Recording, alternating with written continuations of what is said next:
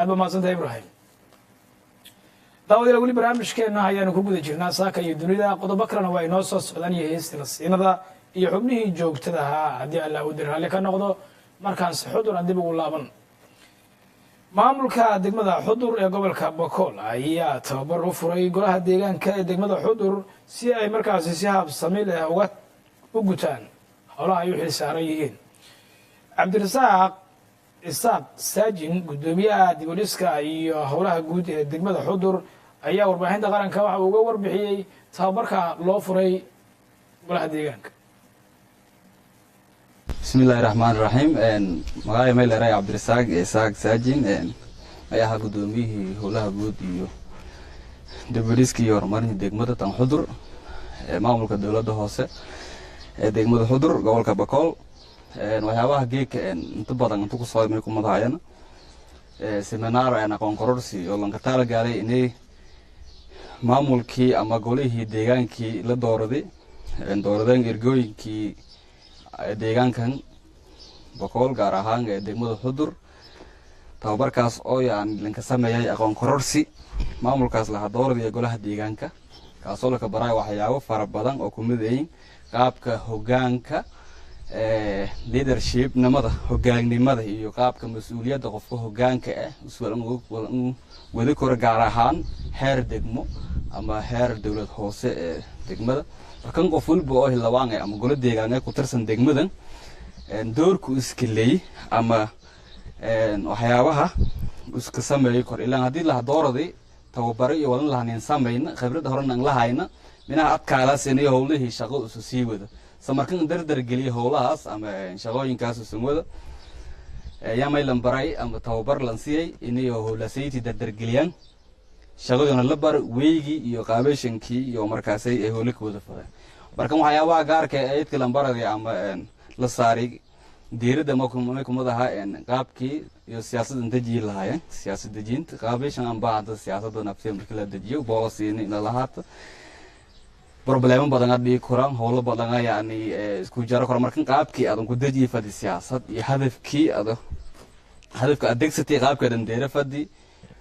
iyo marka hadafkaas adeegsadka baadina istiraatiijiyadii la ka deera fadi markan la meeshalaata in sheega madii problemka kooy ada problemka aqoonsata ka baadina ada qaabkii ama ku baafadeen hadafka dejida dan siyaasadina ku baafadeen rogda ka baadina doorsana ama farsanka gaad ama shansan ama lamasana ama sadasana istiraatiijiyad long term ee ku dejidana wala isbaray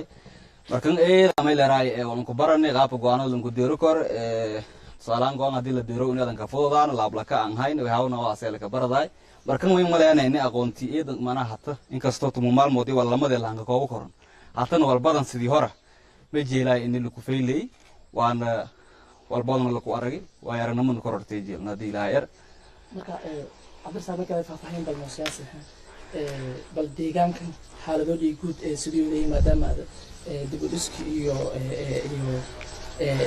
xafiiskii maanaad maamuladan mas'uuladan inta fal may oo la taabaro karo oo hata deegaanka ku jira mayna baahiyeejan wallahi horta hadda saacadan la rooga baahiyaad badan isku jiraan oo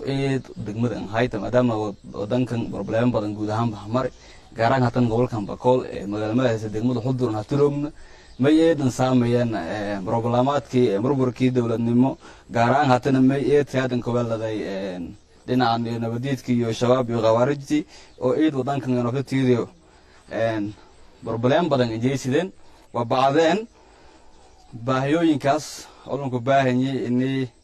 haadanku oo dib lahan ka dhis inkastoo waqti gaadadaas hatana ma jeelnaa inay haadata oo meelaraay doorshe ama muhiimadii la si marka ma ilan baahan yahay inay kulli wadanka hata safayl man iska falan xaga buurun oo saaseen hata mu wada teegan dawladnimada oo dhanka dhaqaalaha laakiin kasto wal badanna hada horumare ee luwada ma ilan jeelnaa inay hay'adaha caalamiga iyo Soomaaliya badan qosay armooshe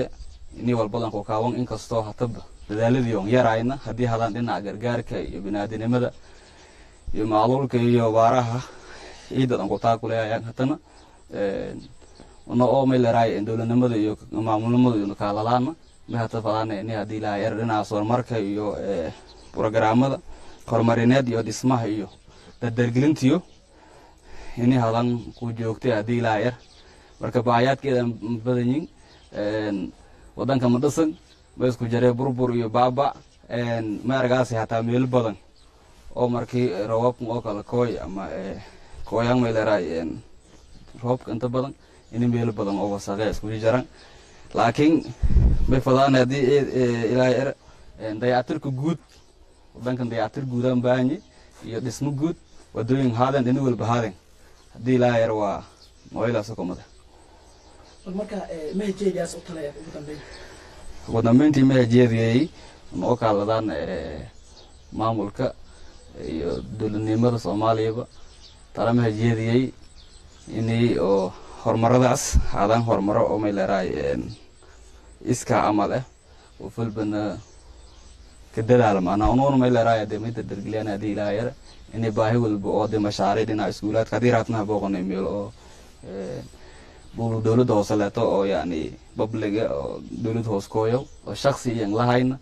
markan dhulul badan noo asana jaran marka mashaariic hadhowna isku dawa koyna dee shaksi ani lahay kingaranakinka doodiyaan in iskuulaadki iyo kolleejyadii haddii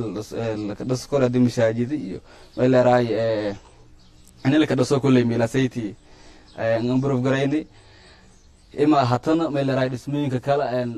iyada may leeraayeen horumaha dowladda oo kale iyo meelo badan wadooyinka iyo jidadka oo xiran iyo furitaansho iyo waxyaabahaas inay may leeraay yoona dekadada haddii ilaahay